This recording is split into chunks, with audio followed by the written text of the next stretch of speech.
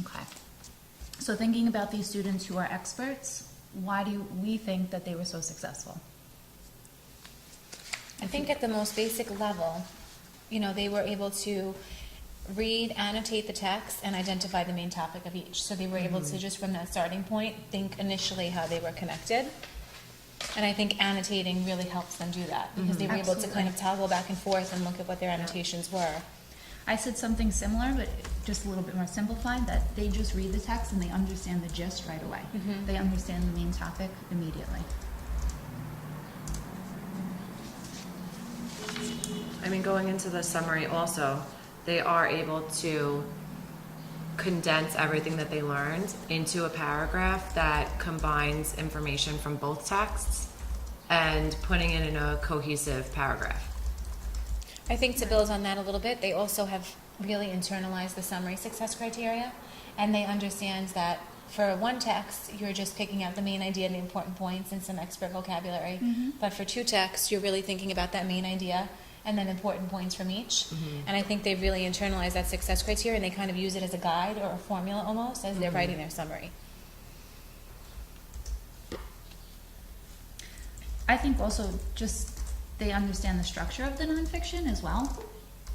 They know how to navigate it and pull out those important points.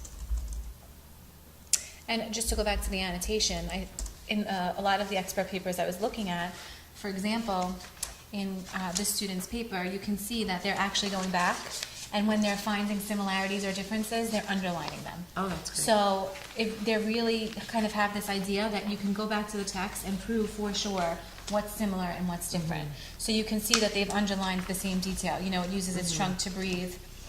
An elephant breathes and smells through its trunk. So I was going to say also, a reason that they might be doing this is because they might be looking at the questions beforehand and knowing, doing that preview to the question strategy, so that they're able to identify what they need to look for in advance instead of then rushing. Like, they're going through everything with a purpose. They're reading the text with a purpose. Yes, okay. And if they're checking the questions beforehand, they know what they're looking for while they're reading. I think that's a big part I of it as actually well. totally agree. They know that when they're reading these two texts, they're looking for similarities and differences. So as they're reading, they're already starting to pull them out. So I think that's really a good point. Yeah, they're reading with with a a purpose in mind, which connects to what we did in our RAD unit, where we've kind of taught them to do that. So I think to add on to that, then, these students really are using a lot of the strategies we've modeled, annotating the text, reading with the questions in mind. You know, a lot of these strategies they're really able to independently use on their own. And I think it's also because they understand how they're helpful as a reader. Yeah. Like, they're not just doing them because they see how those strategies help them make meaning of a text.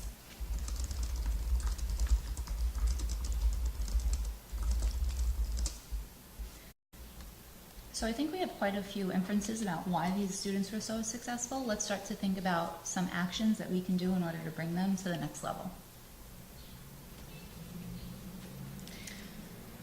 I mean, thinking about their summaries, I know in third grade we wanted to move them towards like more in-depth summaries using paragraphs and having focuses or a focus of the paragraph. So I was thinking maybe we can do something like that. Agreed. We could maybe have an introductory paragraph, Yes. a paragraph for the text one, and a paragraph for text two. The third grade standard also says that for second grade, it says that they just need to identify the important points. But the third grade standard, they then also have to add details. So being able to support the points with details. Yeah. So if you do that, then each paragraph could be a different point and then It's supported like with a details. focus of it, how, and answering the question in the same way. Yeah. I think we can even include naming text structure in that summary, because that's something that they're starting to do in third grade.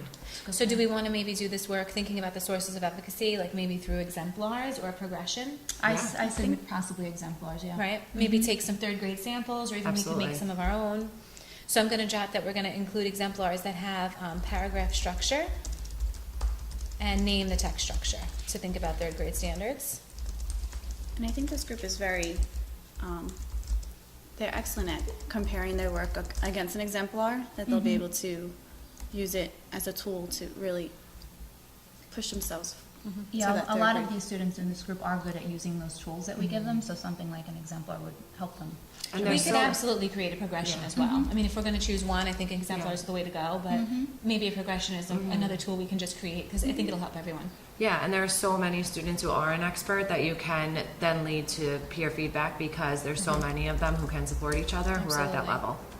And they can really start to discuss, once they've seen the exemplars, do those points really support Yeah. that main topic? Do those details really best match? So we'll come back and highlight one at the end? Yes, we will. Okay, so thinking about our level 3 students who are proficient, they had to identify the main topic, name 2 details that were similar from both texts and one that was different and it only appeared in one text. What do we think was a barrier for these students from reaching the expert level? It had to be The summary. The summary. Yeah. Okay.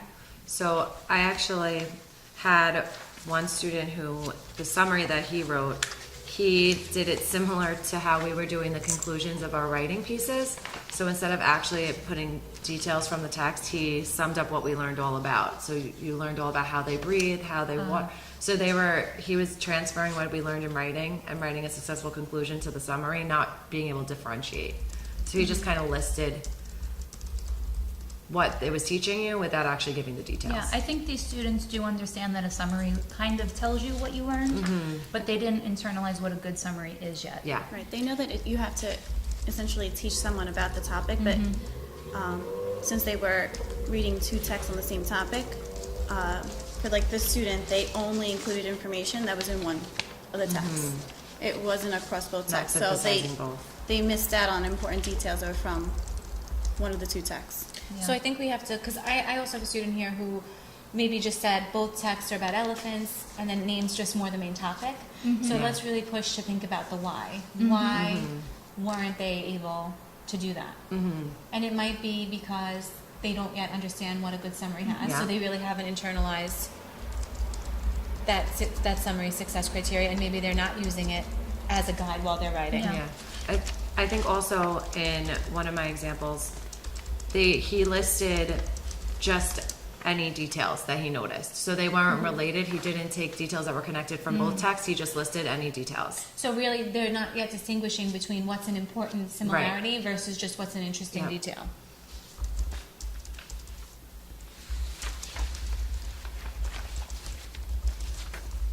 I saw similar things with the students I was looking at some of the pieces of work. They were able to tell how the texts were connected. It's just they're pulling one detail from each, thinking that is sufficient for a summary. Right, or just identifying what the main topic was across both texts, but not really supporting it. I think it goes back to maybe they don't really understand the purpose of a summary. I was just going to say that. Right? Like the point of a summary is to give a little gist, a little snapshot of both texts. If I look at this summary, I have no idea what those texts were about. So maybe we need to think about that a little Yeah. bit. They just don't yet understand the purpose of a summary.